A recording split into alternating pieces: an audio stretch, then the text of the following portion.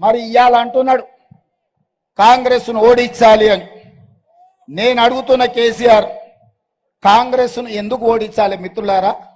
ఎందుకు ఓడించాలి కాంగ్రెస్ను? 10 ఏళ్ళు నువ్వు చెప్పిన మాట చెప్పకుండా ఎంకన్నా చెప్పినట్టు వేల కొద్ది అబద్ధాలు చెప్పి తెలంగాణను చెరబట్టి 7 లక్షల కోట్ల రూపాయల అప్పులో తెలంగాణను ముంచినందుకు అప్పుల గడ్డగా తెలంగాణను విద్యార్థుల రైతుల ఆత్మ బలిదానాలతో బొందల గడ్డగా తెలంగాణను మార్చిన నువ్వు ఇవాళ 100 రోజుల్లోనే కాంగ్రెస్ను ఓడగొట్టాలంటున్నావు. ఇది నీకు ధర్మమా కేసీఆర్ అని నేను అడుగుతున్నా. ఎందుకు ఓడగొట్టాలి కాంగ్రెస్ను?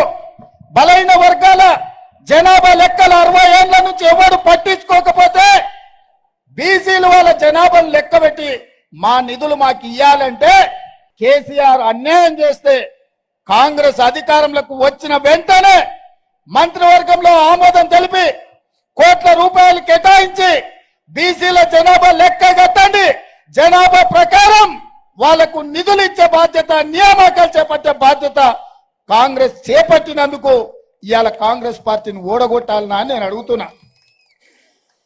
ఇదే కాదు, తెలంగాణ ఉద్యమంలో నీళ్లు నిధులు నియామకాలు అన్నాడు. నియామకాల విషయానికి వస్తే కేసీఆర్ ఇంట్లోనే ముఖ్యమంత్రి, అల్లుడు మంత్రి, కొడుకు మంత్రి, బిడ్డ ఎంపీ, ఓడితే ఎమ్మెల్సీ, సుట్టపాడు వినోద్రావు ఓడితే ఆయన ప్లానింగ్ కమిషన్ వైస్ చైర్మన్, ఈ పక్కనే కూతబెట్టి దూరంలో ఉన్న దయాకరావు మంత్రి అయిపోయిండు. నీ సుట్టపోళ్ళు అందరికీ ఉద్యోగాలు వచ్చినాయి, నియామకాలు జరిగినాయి. 30 లక్షల తెలంగాణ నిరుద్యోగ యువకులు పబ్లిక్ సర్వీస్ కమిషన్లో నమోదు చేసుకుంటే ఏనాడైనా పోటీ పరీక్షలు నిర్వహించినవా? నిర్వహించిన పరీక్షలు ప్రశ్న పత్రాలు జిరాక్స్ సెంటర్ల పల్లి బఠానీలలో అమ్ముకున్నారు. పరీక్షలు నిర్వహించకుండా నిరుద్యోగుల ఆశలకు గండి కొడితే పిల్లలు రైలుకు ఎదురేగి రైలు కింద పడి చచ్చిపోతుంటే, ఫ్యాన్లకు ఉరేసుకొని ప్రాణాలు తీసుకుంటుంటే ఏ ఒక్కరోజైనా చంద్రశేఖరరావు ఆలోచన చేసిండా? కానీ అదే ప్రజాపాలన ఇందిరమ్మ రాజ్యంలో ప్రభుత్వం వచ్చిన 3 నెలల్లో 90 రోజుల్లో 30,000 ఉద్యోగాలు లెక్కగట్టి ఎల్పీ స్టేడియంలో రప్పించి వాళ్ళ కుటుంబాల సమక్షంలో 30,000 ఉద్యోగ నియామక పత్రాలు అందించిన ఈ ఇందిరమ్మ రాజ్యాన్ని కూలగొట్టాలని కేసీఆర్ అంటున్నాడంటే ఇవాళ పేదోళ్ళ పిల్లలకు ఉద్యోగాలు ఇచ్చినందుకే కదా ఈ ప్రభుత్వం మీద కక్ష కట్టింది కేసీఆర్ అని నేను అడుగుతున్నా. మేం తీసుకోలే, మా ఇంట్లో వంచుకోలే, మా ఇంటికే మూట కట్టుకోలే. పేదోళ్లకు 30,000 ఉద్యోగాలు 3 నెలల్లో ఇచ్చిన మాట వాస్తవం కాదా? 30,000 ఉద్యోగాల వివరాలు ఇస్తా. ఎవడైనా దమ్మున్నోడు ఉంటే చర్చకు రావాలి భువనగిరి సెంటర్లో. అదే విధంగా ఆడబిడ్డలకు మాట ఇచ్చినాం. అత్తగారింటికి పోవాలన్నా అప్పుడప్పుడు ఇంటి ఆయన మీద అలిగితే అమ్మగారింటికి పోవాలన్నా బస్కి రాయలకు కష్టం. అలిగింది కాబట్టి ఇంటి ఆయనను అడగలేదు, అత్త అసలే ఇయ్యదు. ఎట్లా చేయాలని చింత చేస్తుంటే యాదగిరిగుట్ట లక్ష్మీ నరసింహస్వామిని దర్శించుకోవాలన్నా, మేడారంలో సమ్మక్క సారక్క జాతరకు పోవాలంటే వాళ్ళనో వీళ్ళనో సాయం అడిగే బదులు వాళ్ళ ఆత్మ గౌరవంతో తిరగాలని ఆర్టీసీలో ఆడబిడ్డలకు ఉచిత ప్రయాణం ఇచ్చినాం. పొన్నం ప్రభాకర్ గౌడ్ రవాణా శాఖ మంత్రిగా ఉండి 35 కోట్ల మంది ఆడబిడ్డలు ఇవాళ బస్సులలో ఉచితంగా ప్రయాణం చేస్తుండ్రు. అనా పైసా లేకుండా బాజాప్తా బస్సు ఎక్కి ఎక్కడ కావాలంటే అక్కడ చెయ్యి ఆపుతురు, మా అక్కలు ఎక్కుతురు, ఎక్కడ కావాలంటే అక్కడ బస్సు ఆపి దిగిపోతురు. మా ఆడబిడ్డలను ఆర్టీసీ బస్సులలో ఉచిత ప్రయాణం కల్పించినందుకు కాంగ్రెస్ పార్టీని ఓడగొట్టాలనా?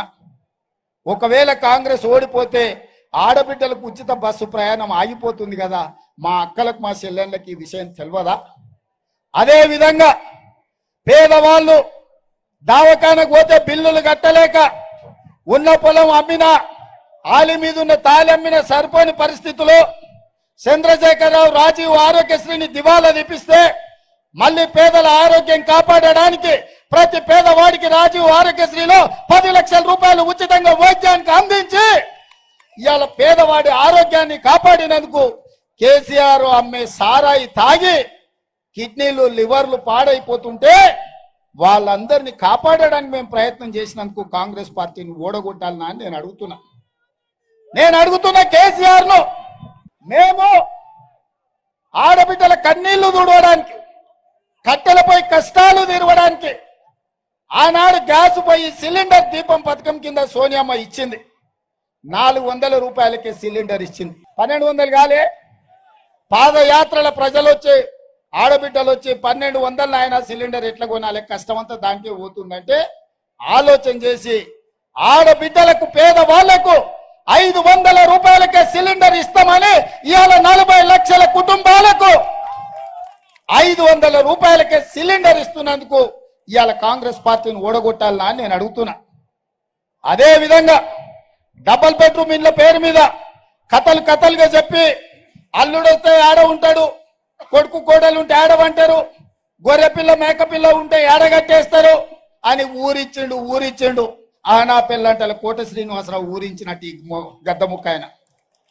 ఎవరికన్నా వచ్చినావే మా సోదరులు నడుతున్న డబుల్ బెడ్రూమ్ ఇల్లు వచ్చిందా? ఎవరికన్నా ఇచ్చిండా?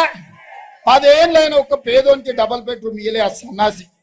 కానీ వచ్చిన ఎంబడే 4.5 లక్షల ఇందిరమ్మ ఇండ్లు, ప్రతి ఇంటికి 5 లక్షల రూపాయలతోని 22,500 కోట్ల రూపాయలతోని పేదవాడికి ఇందిరమ్మ ఇల్లు ఇచ్చేటందుకు ఇవాళ కాంగ్రెస్ పార్టీ నిర్ణయం తీసుకున్నది.